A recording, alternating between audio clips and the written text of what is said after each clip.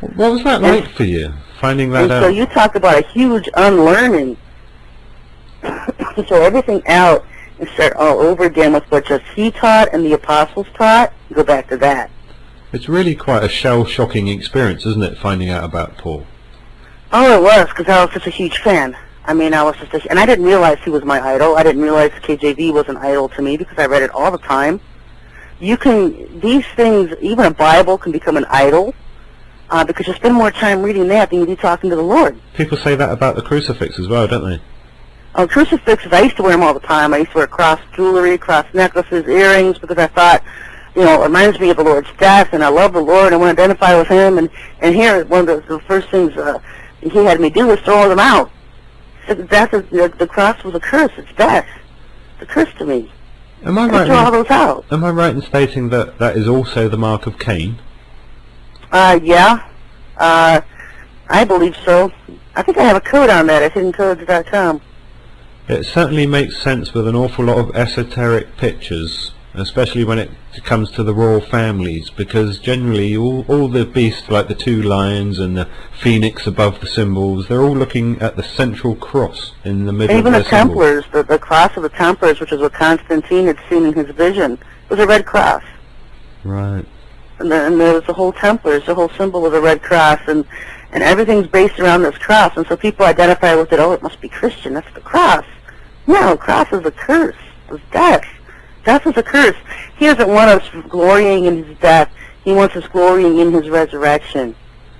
And so you have this movie coming out, The Passion, by Mel Gibson a couple of years back, glorying in the beating of his death, and I just couldn't handle it.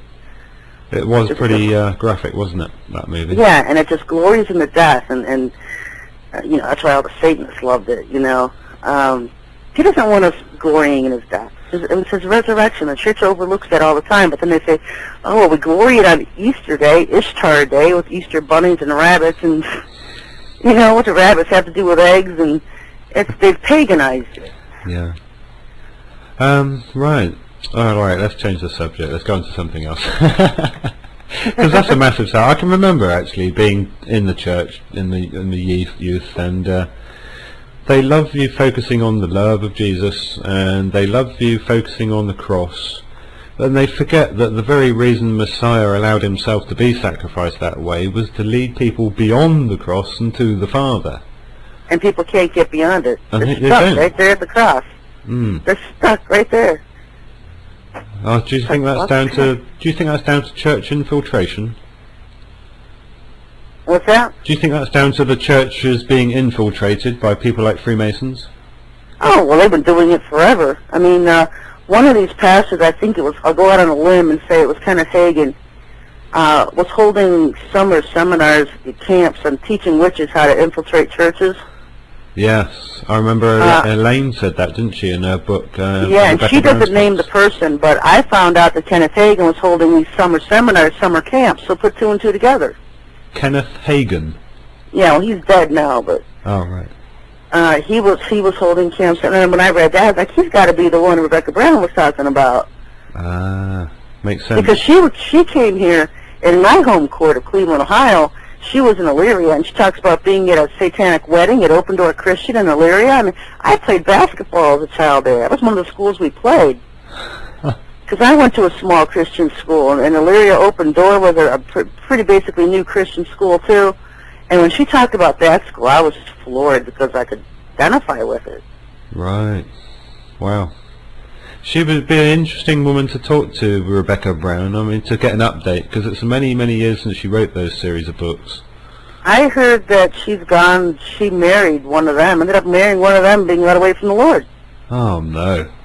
After all that, she married one of them. That sounds like a Luciferian deception, if ever I've heard one.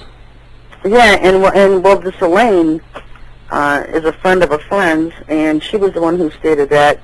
And so it ends up being Elaine was the one who actually is still following the Lord today, the witch that got converted was by Rebecca in these books. And it was Rebecca herself who ended up falling into the New Age. Is that due to some falling in love with a man? Yep. Who's an ex-Satanist, I take it? Or, no, not necessarily an ex. Yeah, I mean, as far as I know, she's still married. I don't know. I mean, At this point, it's rumor and conjecture, but that's what I'd heard. Well, yeah, that's actually quite shocking after reading all of her books. Oh yeah, because you can learn so much from them. But that's the real fine line you have to watch, because those who are doing things for the Lord and exposing evil are the ones who are attacked the most. Of course. And I get people trying to infiltrate and get to me all the time. And so I can just imagine, with her, send her a nice, good-looking guy that wants to take care of her, and she fell right for it. I mean, she was really in the thick of it. I've never known anybody have experiences like she describes in her books. Yep, and that's pretty much why you end up just being pulled away, and you become a hermit, because to protect yourself from being infiltrated, from getting people too close to you that are not the Lord's. Right. I have it happen to me all the time, and this is just indirectly, and I won't meet with people. I've got a UFO group that's 20 minutes away from me that I won't even meet and speak at their meeting. I just don't want to be around people. Well, that brings us on to the next subject then. We seem to have an awful lot of hybrids around at the moment through female abductees having their fetuses altered to make them. Surely the female abduction scenario is no different than the ancient raping of women in the times of Noah. Oh, right. They took women as they chose, and people don't understand that. They were raping them. Hello. Abduction and rape. They took them as they chose. I mean, the fact that whether it's done physically or whether it's done through high technology it's the same result, isn't it? It's against the free will. Yeah, well, I don't think back then they had to use the technology, but I think after the flood they did. I mean, from the alien angle. I mean, not the people, but the aliens, the ancient Sumerian texts and things like that, talking about flying discs coming down and messing around with all kinds of life. Yeah. Well, they literally just lived here on Earth. I believe with them. They mingled with the humans here on Earth. Are all hybrids so-called indigo or star children, or are there different types? They're all the same. They all comes from the same seed. Hybrid. It's all the same. And the only reason division exists is because division's always part of the script. Here, okay, you pick one. Which one's the good one? Which one's the bad one? Forget it. They're both bad. Right. It's this division thing that's always scripted. There's always the good and always the evil. And because this is like the whole Star Wars thing, where they have Luke Skywalker and them versus Darth Vader. And Luke Skywalker and then the Jedi are supposed to be the good guys. And then you have the evil kingdoms, the Klingons and all that are evil. It's like, just forget them both. They're both evil. I think you just blended Star Trek then. Because they always want you to think one's good and one's bad, but there's always the choice of just throwing both out because they're both evil. Yeah.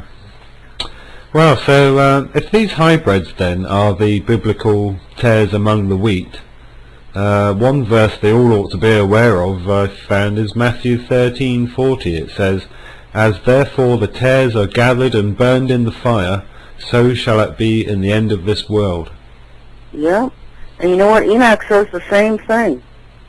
The exact same thing. Talks about the angels coming out, uprooting the wicked off the earth.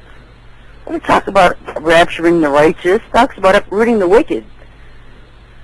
But I don't suppose it's something that seems to have gone out of the human psyche today is the fact that deception can seem so loving and so good and so nice. Well, that's why it's deception, because it's good. Yeah. It's very hard to wake some people up today. Sometimes it takes a while. Like, I can be really slow on picking up deceptions around me. Eventually I'll get it. But I can be really slow because I always want to give somebody the benefit of a doubt. Okay. Well, going back to your radio shows and the information that you've given out on some of your Monday shows, you recently gave out your findings on the last 3 revelational horsemen of the apocalypse, where you clearly identified the last 3 of them. And as far as I know, that is the first time in so-called Christendom, I might add, which to me, or to my mind, adds a lot of strength to your work. So